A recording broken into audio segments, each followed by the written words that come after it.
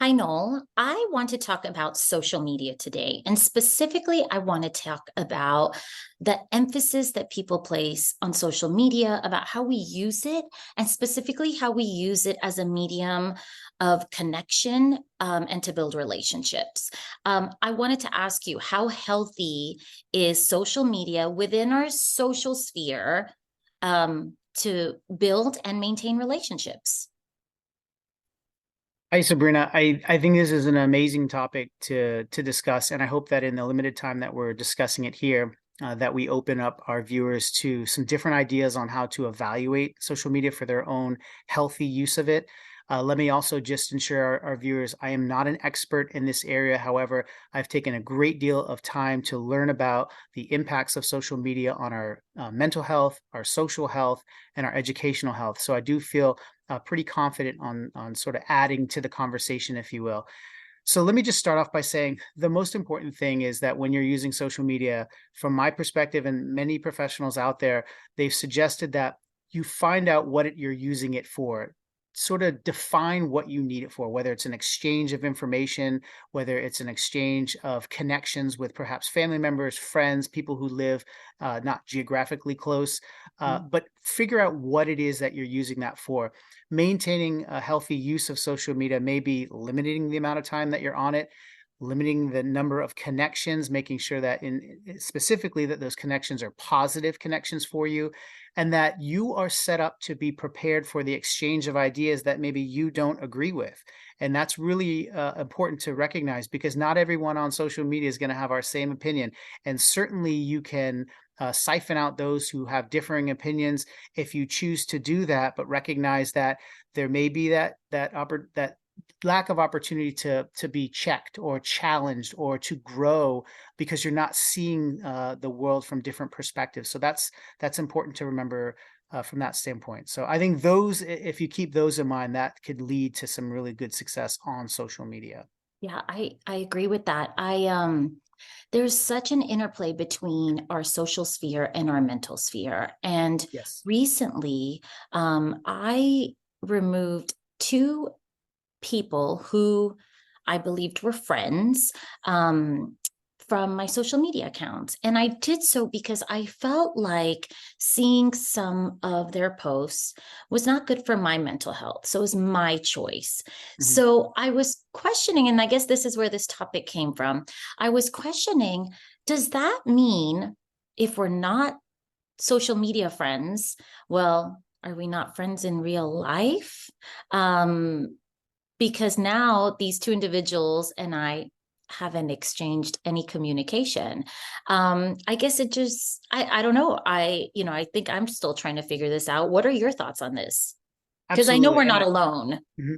No, Sabrina, I think what you have done, if I may, and obviously I'm biased, but I think what you have done is you've organized, evaluated, and problem solved something that was going on with your social media. And in that, what I mean is you had determined that the connections that you had with the individuals that you're talking about was not providing something in return for you. And I Yeah. think it's important, as I said in the beginning, once you're able to define what your use of social media is going to be all about, I think that will be your guidepost about how you move forward with it. And that's to say also that not everyone has the same for social media. Some Yeah. people utilize it as a way to make friends.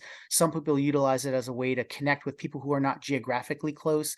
Some Other people people are use it just to make money. It's a Mhm. business now. Absolutely. They Mhm. monetize ideas. They want to share ideas. We've got the five spheres, obviously, on social media. So we want to obviously expand our reach to individuals about an idea that we believe so strongly about. With respect to your specific question, here's what I would say. I think oftentimes that connections on social media can turn into something that we never anticipated. If we truly have friends, generally speaking, we have a personal connection and we have an in-person connection. So I think social media kind of like supports the relationship. And if you're finding that if you're sharing or if you're going through things and the friends or the people you believe are friends are not supportive of you in those situations, I think it's perfectly okay to make the decision because of growth mindset to say, hey, this is not a healthy relationship for me, Right. and I want to move on from it. Does that make A sense? 100%. And it's making me realize that, these two individuals, I had felt like it was becoming a one-sided friendship Mhm. where I was asking, hey, how are you guys? What's new? What are you working on these days? But it wasn't being reciprocated. And I think Right. that's why when I saw certain things that they would post, it was Yeah. affecting my mental health in the sense like it would make me feel bad and then I would dwell on it. So I was like, well, these aren't friendships then, Right. right? And I think Or I healthy think ones. of course, and I think you've made again, we all get to that point, and hopefully we all get to that point where we can very thoughtfully and very honestly evaluate the relationships that we keep in our life. And Sabrina, you're talking about people who aren't even family members. There are situations where individuals may be impacted very negatively by family members on Mhm. social media, and as such, are struggling. And I would also go so far as to say it is perfectly okay to unfollow, unfriend, whatever the way you do that is, um, to do that for your own growth and for your own sustainability and your own health and fitness. This social sphere can, just as you said, can be detrimentally impacted by or can detrimentally impact your mental sphere. And if you are not in a good place, it behooves you to make these changes. And if it means removing people who are not actually quote unquote friends, then go ahead and do that. Because again, at the end of the day, your life is subjective. It is all about you. It is all about your health and wellness and fitness. And you can be the best version of yourself only when you've got this positivity around you that allows you to be the best version of yourself.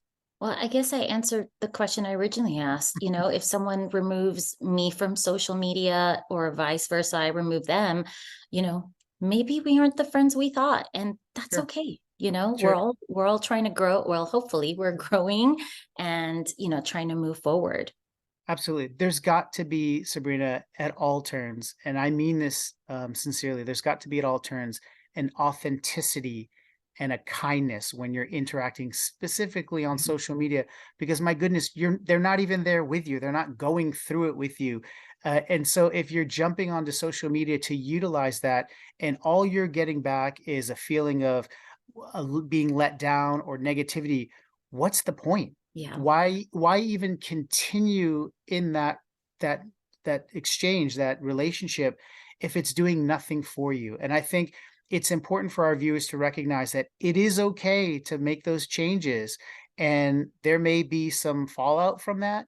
And I'm not saying there won't be, but whatever's best for you in that situation could be removing someone from your social media and moving forward with a growth mindset for yourself. Great. I really love the way you explained the um, connection between the social sphere when it comes to this and your mental sphere. So thank you Mhm. for that. You're welcome. Yes. Have a great day, everyone.